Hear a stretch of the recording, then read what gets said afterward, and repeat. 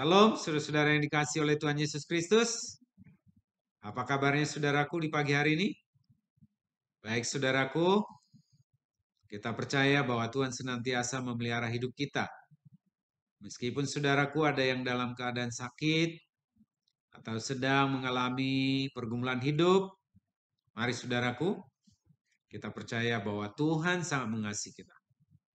Dia tahu waktu yang terbaik, dia tahu apa yang terbaik buat kita. Mari saudaraku, kita yakini bahwa Tuhan memberikan yang terbaik bagi kita. Sebelum kita beraktivitas sepanjang hari ini, saudaraku, mari kita baca dan renungkan firman Tuhan terlebih dahulu. Kita persiapkan hati pikiran kita, mari kita berdoa.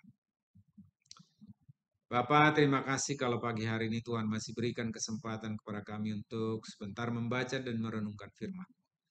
Kami percaya bahwa Roh yang Kudus yang akan memberikan pengertian kepada kami tentang apa yang harus kami lakukan di dalam kehidupan kami.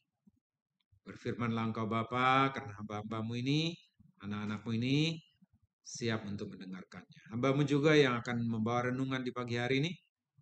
Kuduskan, sucikan hamba-Mu, ampuni segala dosa pelanggaran hamba, sehingga apa yang kami renungkan menjadi berkat bagi kami semuanya. Terima kasih Bapa, di dalam Yesus Kristus, kami mengucap syukur dan berdoa. Amin. Baik saudaraku, firman Tuhan menjadi dasar renungan kita di pagi hari ini. Terambil dari Injil yang ditulis oleh Matius, pasal yang ke-21, ayat yang ke-22. Injil yang ditulis oleh Matius, pasal 21, ayat yang ke-22. Demikian firman Tuhan, saudaraku. Dan apa saja yang kamu minta dalam doa dengan penuh kepercayaan, kamu akan menerimanya. Sekali lagi, dan apa saja yang kamu minta dalam doa dengan penuh kepercayaan, kamu akan menerimanya. Demikian firman Tuhan, saudaraku.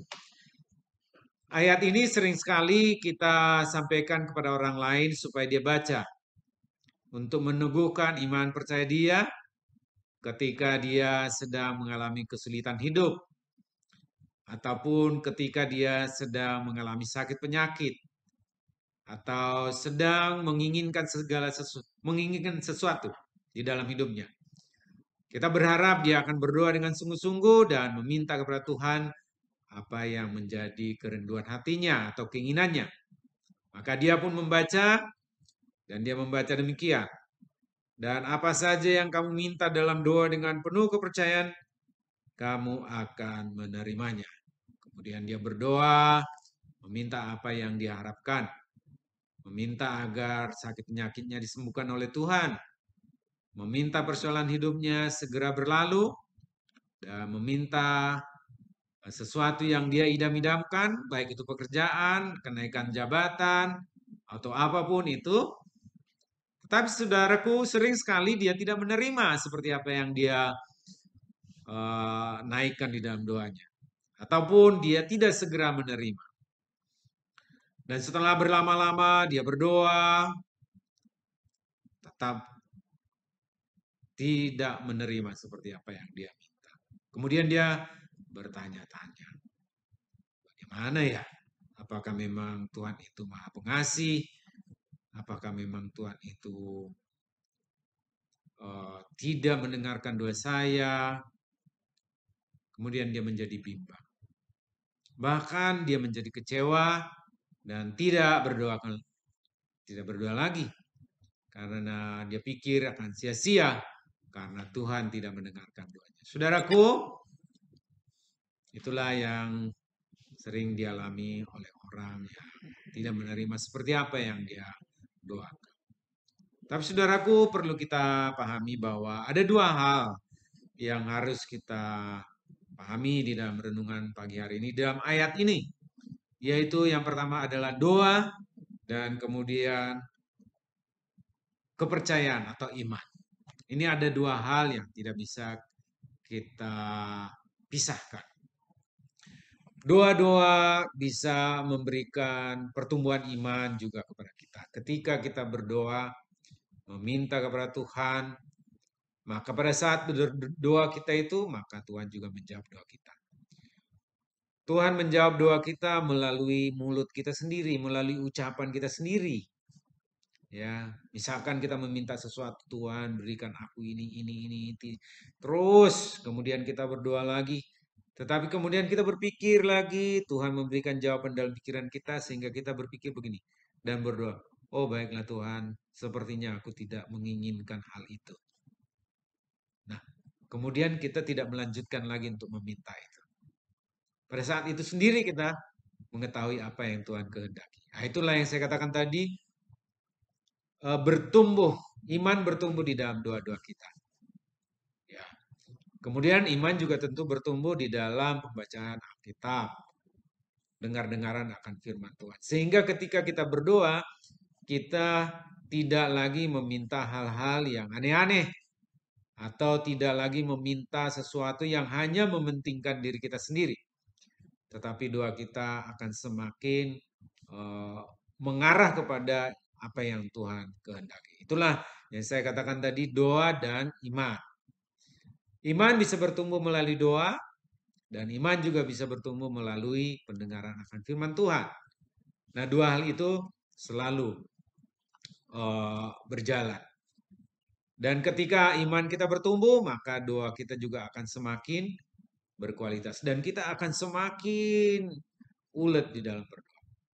Dan iman juga bisa bertumbuh ketika kita semakin rajin di dalam berdoa. Oleh karena itu doa dan iman tidak bisa kita pisahkan. Oleh karena itu saudaraku, apabila kita tidak menerima segera apa yang kita doakan, ada 3 jawaban seperti yang biasa kita sudah tahu. Bahwa Tuhan akan memberikan seperti apa yang kita butuhkan, dan Tuhan memberikan, tadi yang saya katakan, segera memberikan apa yang kita butuhkan, karena memang kita membutuhkan itu dengan segera. Kemudian yang kedua, Tuhan akan memberikannya tetapi menunggu waktu yang tepat.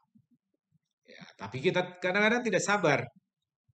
Nah, yang ketiga, memang Tuhan tidak akan memberikan karena itu berbahaya atau tidak kita butuhkan.